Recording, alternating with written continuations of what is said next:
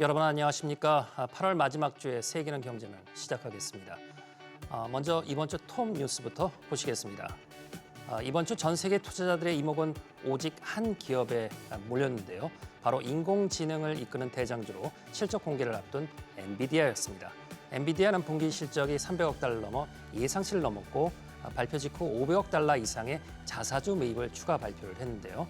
그러나 블랙웰 등 핵심 제품 인도 시기뿐만 아니라 향후 실적이 기대치에 미치지 못할 것이라는 전망에 시간의 거래에서 약세를 보였죠. 네.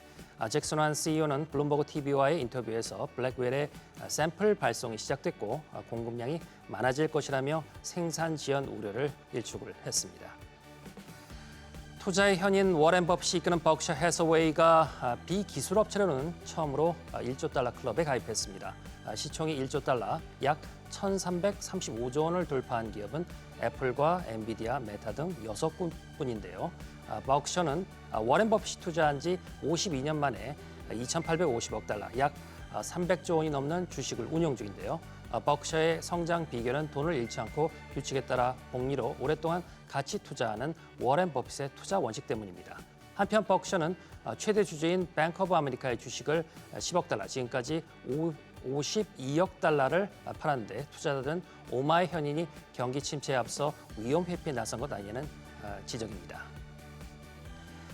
미국 민주당 대선 후보를 수락한 카멜라 해리스 부통령이 백악관행 기차에 올라탔습니다. 해리스 후보는 부자 증세를 내세워 중산층에게 지지를 얻으면서 기회주의 경제라는 슬로건을 제시했는데요. 이에 맞서 공화당 후보 트럼프 전 대통령은 논란을 거듭한 끝에 다음 달 10일 해리스 후보와 첫 TV 토론에서 정책 경쟁을 벌입니다.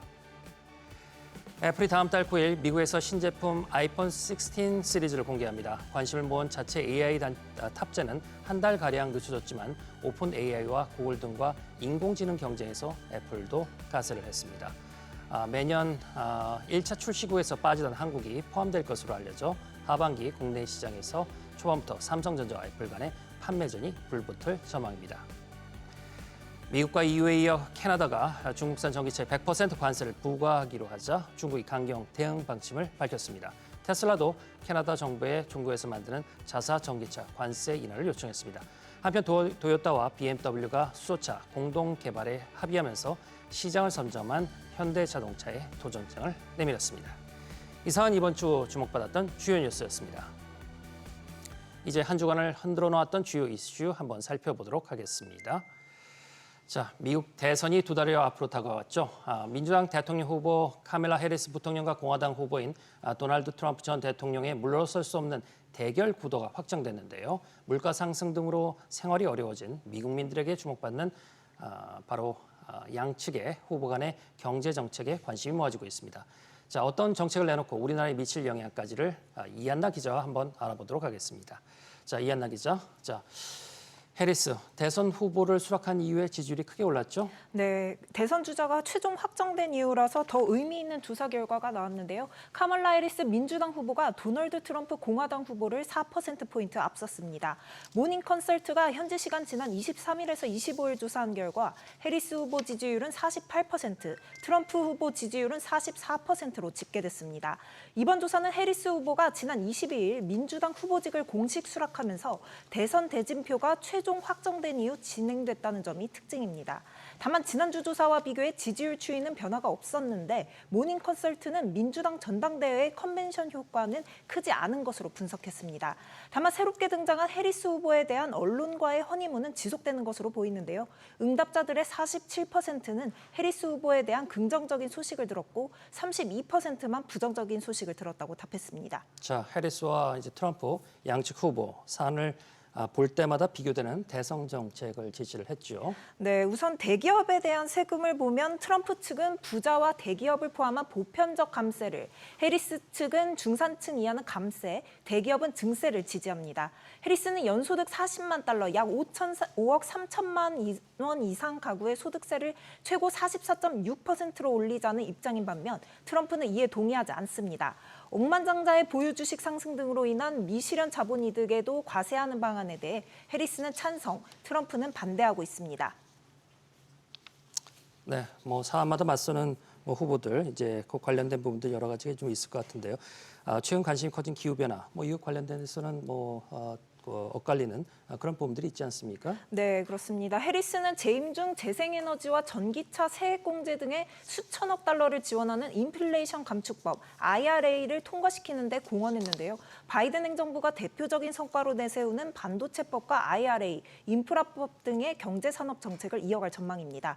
반면 트럼프는 미국 물가 상승의 주요 원인을 바이든 행정부의 청정에너지 확대로 보는데 석유, 천연가스, 원자력 등 에너지 생산을 늘리고 규제를 완화해 에너지 가격을 낮추겠다는 입장입니다. IRA에서 규정한 전기차 보조금에 부정적이어서 2차 전지 업계 등에선 트럼프 전 대통령 당선 시 업황 타격이 불가피할 것으로 보고 있습니다. 이외 가상자산에 대한 입장도 다른데요. 트럼프는 가상자산에 우호적인 반면 해리스는 가상자산 규제에 집중하고 있습니다. 네, 사안마다 이렇게 맞서고 있지만 유일하게 또 이렇게 또 입장이 같은 경우도 있는 것 같아요. 그게 어떤 거죠? 네, 관세 정책을 지지하는데요. 이 뉴욕타임스는 양당 모두 이 미국 제조업체를 중국 및 기타 다른 경쟁자들로부터 보호하는 필수 도구로 관세를 점점 더 이용하고 있다면서 대부분의 정치인들이 관세를 낮추기 위해 싸웠던 지난 수십 년과 비교해 급격한 변화라고 봤습니다. 물론 양당이 관세를 대하는 정도의 차이는 있습니다. 트럼프는 대부분 수입품에 대한 10에서 20%의 관세와 특히 중국에 대한 60% 이상의 관세를 주장하고 있습니다. 많은 경제학자들은 관세가 높으면 소비자 가격을 끌어올려 인플레이션을 촉발하고 기업들이 더 높은 수입 비용을 다른 쪽으로 떠넘길 가능성이 크다고 봅니다. 해리스 측도 이를 간과하지 않는데요. 해리스는 관세 문제를 다루는 방법론은 제시하지는 않았습니다. 다만 해리스는 이 바이든 행정부 일원이어서 현 정부의 연속선상에서 이 관세 정책을 유추해 볼 수 있는데요. 해리스는 민주당 전당대회에서 트럼프의 관세 제한을 전 국민 부가세, 트럼프 세금으로 규정짓고 이로 인해 중산층 가정이 지급해야 할 비용이 연 4,000달러에 육박할 것이라고 비판했습니다. 네. 자, 그렇다면 이제 우리나라로 한번 좀 시선을 좀 돌려보죠. 양 후보의 정책, 우리나라에 어떤 영향을 미칠지 한번 체크를 해볼까요? 네, 트럼프의 경우 모든 나라에 10에서 20%의 보편 관세를 도입하고 중국에 60%의 관세 적용을 공언하는데요. 미국은 한국의 주요 수출국이죠.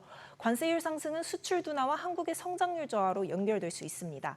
또 트럼프의 관세 정책은 미국 제조업 일자리 창출을 겨냥한 측면도 있는데요. 관세가 싫으면 미국에 공장을 지으라는 건데 한국의 일자리 유출로 이어질 수 있는 겁니다.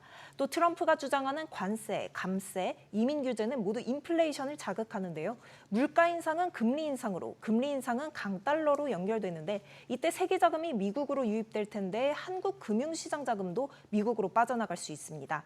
트럼프는 IRA 폐지를 주장하고 있는데요. 실현되면 친환경 자동차에 지급하는 이 최대 7,500만 달러의 세액공제 혜택이 없어지는데 한국의 전기차 회사들과 2차 전지 회사들의 불이익이 불가피합니다.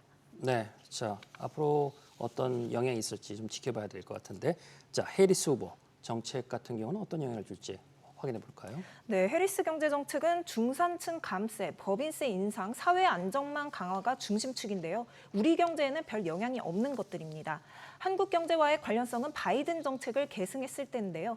핵심은 보조금 지급을 통한 한국 대기업 유치입니다. 글로벌 대기업에 보조금을 지급할 테니 미국 안에 공장을 지으라는 건데 한국 대기업이 미국에 공장을 많이 지을수록 청년 일자리가 미국으로 유출될 수 있습니다. 자, 이제 양측 후보들의 정책 대결을 이제 알아볼 수 있는 첫 TV 토론 이제 다음 달에 열리게 되죠. 네, 그렇습니다. 특히 해리스 부통령은 바이든 대통령에게 바톤을 받은 시점부터 현재까지 약 한 달간 언론 심층 인터뷰나 기자회견을 가진 적이 없는데요. 때문에 아직 대통령 후보로서 능력과 자질, 정치적 역량을 보여준 적이 없어 다음 달 10일에 열릴 TV 토론에 더욱 관심이 쏠리고 있습니다. 이외에도 대선에 영향을 줄 변수는 또 남아 있는데요. 다음 달 미 연준의 금리 인하가 예상되는데 대선까지 물가 등 경제 지표와 중동 갈등, 우크라이나 전쟁 등의 흐름도 선거 국면에서 중대 변수가 될 것으로 예상됩니다. 네, 이한나 기자 잘 들었습니다. 네, 시장의 최대 관심사였던 엔비디아의 2분기 실적 공개됐죠. 실적은 전망치를 넘겼지만 엔비디아 주가는 실적 공개 이후 급락을 했습니다. 이를 두고 AI 거품론이다, 아니다, 건강한 조정이다, 엇갈린 의견이 나오고 있는데요. 자세한 내용 임선호 캐스터와 짚어보도록 하겠습니다. 네, 먼저 2분기 실적 시장 기대를 좀 충족시켰죠. 네, 이 숫자만 놓고 보면 역시 엔비디아가 엔비디아 했다라는 말이 절로 나올 정도로 깜짝 실적을 올렸습니다. 매출과 순이익 모두 전망치를 웃돌았는데요. 매출은 1년 전보다 122% 증가한 300억 4천만 달러, 우리 돈 40조 원을 돌파했고 3분기 매출 가이던스도 325억 달러를 전망하면서 월가 기대치를 뛰어넘는 수준을 보였습니다. 인공지능 칩을 포함한 데이터 센터 사업의 매출도 154% 늘어난 263억 달러에 육박했습니다. 네, 실적 기준을 넘겼지만 엔비디아 주가 계속 약세를 좀 보이고 있어요. 네, 이 실적 발표를 기다리며 경계태세 있던 엔비디아 주가는 정규장에서 약 2% 하락 마감했는데요. 2분기 성적표가 나온 뒤 주가는 시간의 거래소 8%까지 빠지면서 수직 낙하했고 이 내림세는 다음 날 정규장까지 그대로 이어졌습니다. 직전 두 번의 실적 발표 이후 각각 16%, 9%대 올라 AI 랠리를 견인했던 모습과는 상당히 대조적인데요. 일각에서는 엔비디아가 그간 전망치보다 큰 폭의 실적 성장을 보인 만큼 기대치를 웃도는 매출을 내고도 높아진 시장의 눈높이에는 부족했다는 평가가 나옵니다. 화면에 보시는 것처럼 올 2분기 매출 성장폭은 120%에 달했는데 숫자만 놓고 보면 훌륭한 성적이지만 앞서 200%대가 넘는 폭발력을 보여온 만큼 시장의 기대감을 채우긴 역부족이었고요. 3분기 전망도 80%대로 뚝 떨어진 만큼 같은 이유로 아쉬움이 컸다는 평가입니다. 또 조금 더 자세히 들여다보면 매출 총이익률이 2년 만에 처음으로 2분기 연속 하락했다는 점 역시 실망감을 더한 모습이고요. 특히 시장은 엔비디아가 차세대 인공지능 칩 블랙웰을 제대로 출시할 수 있을지 불안감을 떨쳐버리지 못하고 있습니다. 최근 주요 외신들은 잇따라 블랙웰 GB200C 제품에서 설계 결함이 발견돼 출시가 내년 1분기로 지연됐고 구글을 비롯한 고객사의 통보를 마친 상태라고 보도하기도 했고요. 엔비디아 역시 이날 컨퍼런스 콜에서 이 블랙웰의 디자인 결함을 인정하기도 했습니다. 다만 우려와 달리 4분기 출하가 될 예정이라면서 수십억 달러의 추가 매출 상승 동력이 될 것이라고 시장 달래기에 나서봤지만 역부족이었고요. 이 때문에 8개 분기 연속 어닝 서프라이즈를 기록하고도 이른바 위스퍼 넘버, 실제 월가 큰손들의 실적 기대치와는 거리를 보이면서 주가는 크게 미끄러졌습니다. 네, 차세대 칩 블랙웰에 대한 이제 우려가 커지고 있는 것 같은데요. 자, 경쟁사들 어떻게 대응하고 있습니까? 네, 그간 낙관론에 눌려 있었던 의구심이 표면화됐는데 인공지능 관련주들의 미래가 불확실하다. 엔비디아 독점에 균열이 생겼다. 온갖 추측과 분석들이 나오고 있습니다. 최근 큰손 고객인 애플이 엔비디아와 이별을 고하기도 했죠. 인공지능 모델을 학습시키는데 엔비디아 대신 구글이 만든 칩을 사용한 건데요. 이로 인해 경고했던 엔비디아의 독점 체제가 흔들리기 시작했다는 분석도 나오고 있고요.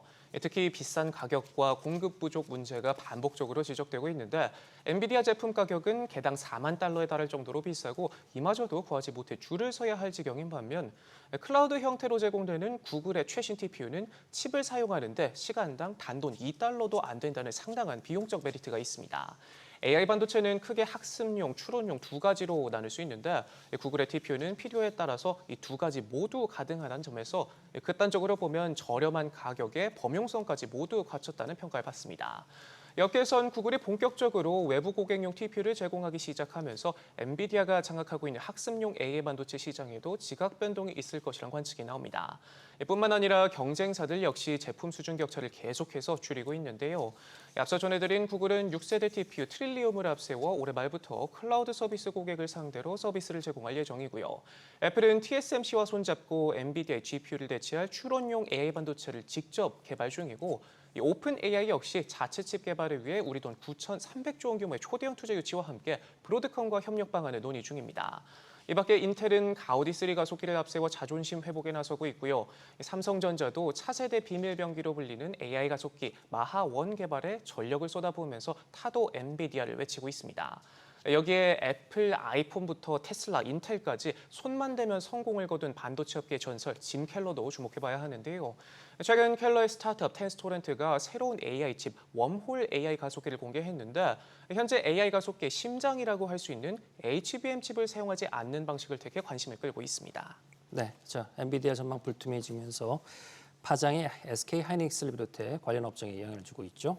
네, 엔비디아의 고대역폭 메모리 HBM을 공급하는 SK 하이닉스의 주가도 같은 날 한때 급락세를 보이기도 했는데요. 엔비디아 수혜주로 꼽히는 한미 반도체 역시 미끄러지면서 밸류 체인에 묶인 기업들의 변동성이 커지며 경계 모드에 들어갔습니다. 코스피를 비롯한 아시아 증시 역시 엔비디아 발쇼크의 하방 압력을 받으면서 움츠러들었고요. 전문가들은 최근 지지부진했던 반도체에 대한 외국인의 차익 실현 압력을 키울 것으로 내다보기도 했습니다. 네, 그런데 월가에서는 오히려 지금이 엔비디아를 사야 할 시점이다. 이런 얘기들이 나오고 있네요. 네, 그렇습니다. 일각에선 엔비디아가 8월 초 폭락 이후 전고점 부근까지 빠르게 복귀하는 과정에서 이미 2분기 실적에 대한 기대감을 상당 부분 선반영한 측면이 있기 때문에 실적 발표 당일 고점 매도 물량이 나오는 것도 이상한 일이 아니다라는 의견도 나오고요. 시선을 AI 전체로 넓혀보면 예상을 뛰어넘는 엔비디아 실적이 AI 거품론을 잠재력이 충분하다는 평가도 나옵니다. 이 엔비디아 큰손 고객들인 마이크로소프트와 구글, 메타 등 빅테크 기업들이 AI 인프라 구축을 위한 자본 지출을 확대해 나갈 계획이라고 밝혀 AI 열풍이 식지 않았음을 나타냈는데 이날 실적을 통해 수요도 계속 증가하고 있다는 점을 증명했다는 겁니다. 월가 역시 오히려 실적 실망에 따른 이번 주가 조정이 엔비디아 주식을 매수할 기회로 보기도 했는데요. 파이퍼 샌들러는 엔비디아의 펀더멘털은 아직 강한 모습을 유지하고 있다고 평가했고 UBS 역시 주가가 약간 하락한 만큼 매수를 권고한다면서 회사의 핵심 사업 요인들은 여전히 주가 강세를 지지하고 있다고 봤습니다. 뱅크 오브 아메리카 역시 잡음은 무시하라면서 엔비디아는 매우 합리적인 밸류에이션으로 독특한 성장 가능성을 제공한다고 지지했고 여기에 모건 스탠리, JP 모건, 번스타인도 엔비디아에 대한 목표 주가를 오히려 상향 조정했습니다. 향후 시장 반응에 따라서 AI 거품론이 되살아날지 AI 사이클이 이어질지 여부가 결정될 것으로 보입니다. 네, 임선우 캐스터 수고했습니다. 네, 이번 주 뉴스메이커 만나보겠습니다. 고유미 캐스터 전해주시죠. 네, 앞서 임선우 캐스터가 전해드린 것처럼 시장이 기다리고 기다리던 엔비디아의 2분기 실적이 마침내 발표가 됐습니다. 분기 매출이 사상 처음으로 300억 달러를 넘어서는 등 예상치를 뛰어넘는 깜짝 실적을 내놨지만 기대가 너무 컸던 탓일까요? 시장의 반응은 뜨뜻 미지근했는데요. 특히 엔비디아의 새로운 인공지능 칩 블랙을이 예정대로 출시될 수 있을지 공급이 부족한 것은 아닌지에 대한 불안감을 떨쳐내지 못하는 듯한 모습입니다. 이와 같은 시장의 우려를 달래기 위해 젠슨 황 엔비디아 CEO가 직접 나섰는데요. 블랙웰의 공급량이 아주 많을 것이고 더 늘릴 수 있을 것이라며 생산 지연 가능성을 일축했습니다. 자신감 넘치는 젠슨 황 CEO 들어보시죠. We have started volume production. Volume production will ship in Q4. Q4, we will have billions of dollars of Blackwell revenues, and we will ramp from there. We will ramp from there.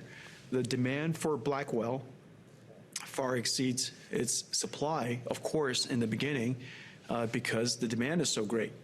But we're going to have lots and lots of supply, and we will be able to ramp starting in Q4. We have billions of dollars of revenues, and we'll ramp from there into Q1, into Q2, and through next year. We're going to have a great next year as well. 시장의 또 다른 관심사죠. 연준의 금리 인하 관련 발언도 들어보시죠.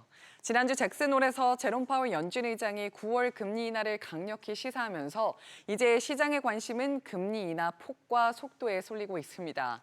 0.25%포인트 인하냐 0.5%포인트 인하냐 의견이 팽팽하게 갈리고 있는데요. 이런 가운데 메리 데일리 샌프란시스코 연은 총재도 정책을 조정할 때가 왔다며 파월 의장의 발언에 힘을 보탰습니다. 들어보시죠. We've been on this path of ready to adjust policy rates for several months. We just needed to get a little more confidence that inflation was truly on its path to 2%. And I wanted to see the labor market come into balance, but I think that's completely happened. And the risks to our goals are now balanced, and the time to adjust policy is upon us. 연준의 금리 인하는 환율과 유가에도 영향을 미칩니다. 파월 의장의 잭슨홀 발언 이후로 미국 달러화는 대체로 약세를 보였는데요. UBS 글로벌 자산운용의 원자재 외환 담당 이사는 이와 같은 달러의 약세 흐름이 앞으로 몇 분기 동안 계속될 것이라고 전망했습니다. 역시 연준의 금리 인하와 미국의 재정 적자 문제가 하방 압력으로 작용할 것이라고 설명했는데요. 이로 인해 미국 증시는 다소 부진할 수 있지만 달러 약세 환경에 오히려 강한 신흥 시장은 좋은 성과를 낼 것으로 예상했습니다. In the short term, there can be a bit more volatility up and down. But longer term, we think the structural drivers of the dollar, such as the Fed continuing to revise down rates, as well as the fiscal deficit influence on the dollar, we think begins to pay through. Not only that, but as the dollar begins to come off, some regions actually would do a little bit better out of a weaker dollar relative to a stronger dollar, right? Emerging markets in particular. 마지막으로 유가 전망도 들어보실까요? 골드만삭스의 원유 리서치 책임자는 유가가 하락하겠지만 하락 속도가 가파르기보다는 점진적일 것으로 예상했습니다. 브렌트유의 경우 내년 말까지 배럴당 74달러로 떨어질 것이라고 전망했는데요. 수요 감소가 우려되는 상황에도 불구하고 이처럼 완만한 하락세를 예상하는 이유 확인해 보시죠. We only have a modest and gentle decline in oil prices next year from Brent sort of in the high 70s now to $74 per barrel by the end of next year, despite a moderate but meaningful surplus we have in our balance next year. Why is that? Only slightly lower prices despite this surplus we assume. The main reason is that we do think that oil currently is slightly undervalued, meaning that prices are a touch low relative to the level of inventories. And also, if you do get these Fed cuts, you should get some upward pressure on valuations and prices because basically the opportunity cost of holding oil is lower when interest rates come down.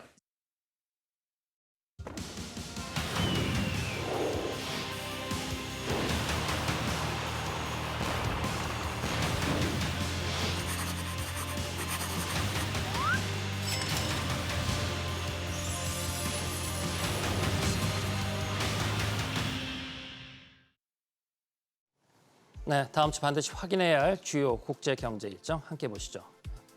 네, 먼저 월요일입니다. 9월 2일 월요일 현지 시간 미국에선 근로자의 날로 뉴욕 증시도 쉬어갑니다.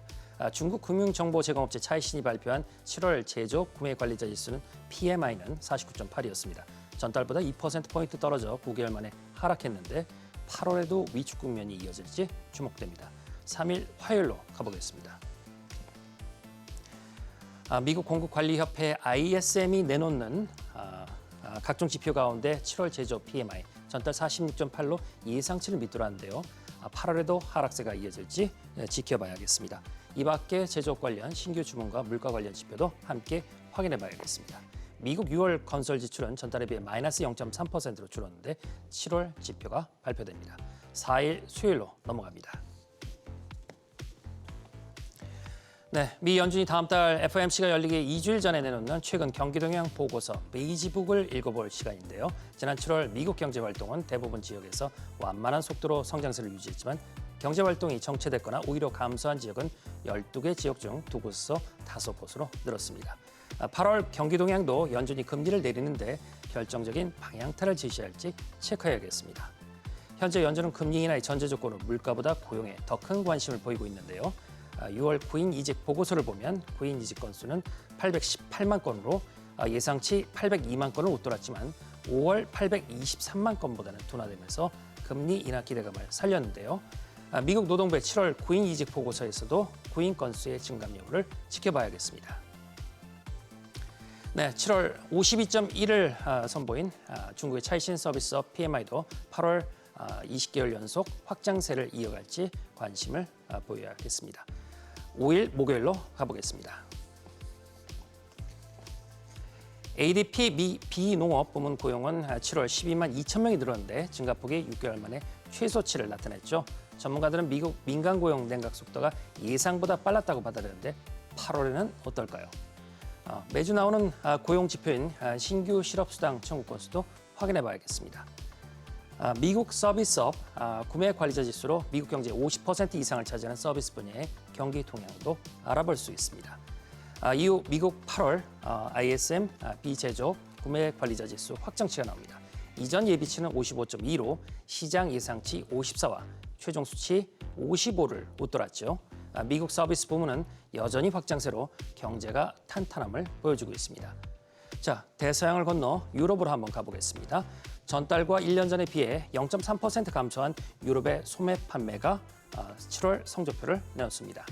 유로존의 2분기 GDP 속보치는 전분기에 비해 0.3% 증가를 했고요. 고용도 0.2% 늘었습니다. 지난 6월 주요 금리를 0.25%포인트 인하한 유럽중앙은행 ECB는 현 금리 4.25% 수준에서 9월 추가 인하 카드를 만지작거리고 있는데 경제 데이터를 보고 판단할 것으로 보입니다. 자, 6월 금요일 미국에선 고용 관련 지표가 잇따라 나오고 있습니다. 미국의 평균 시간당 평균 임금은 3개월 연속 0.1%포인트씩 줄어들었는데 8월에도 하락세가 이어질지를 봐야겠습니다. 미국의 7월 비농업 고용지수는 전달 11만 4천 명 증가한 기대 이하 수치로 고용시장 악화에 경고등을 켰는데요. 8월 고용보고서가 상당한 고용 둔화를 시사한다면 연준의 이른바 0.5%포인트 인하라는 이른바 빅컷 가능성까지 제기가 됩니다. 연준이 금리 인하를 앞두고 고심할 지표는 바로 8월 실업률입니다. 7월 실업률이 4.3%로 0.2%포인트 올랐는데 이달 초 뉴욕 증시 급등락에 도화선이 됐죠. 다음 주 고용 지표 둔화 여부를 보고 연준의 금리 인하 폭을 가늠해 볼 수 있을 듯합니다. 이번 주는 엔비디아 실적에 온통 촉각을 세우셨죠. 다음 주는 미국 고용 지표에 관심을 기울이셔야 하겠습니다. 지금까지 다음 주 주요 국제 경제 일정 짚어봤습니다.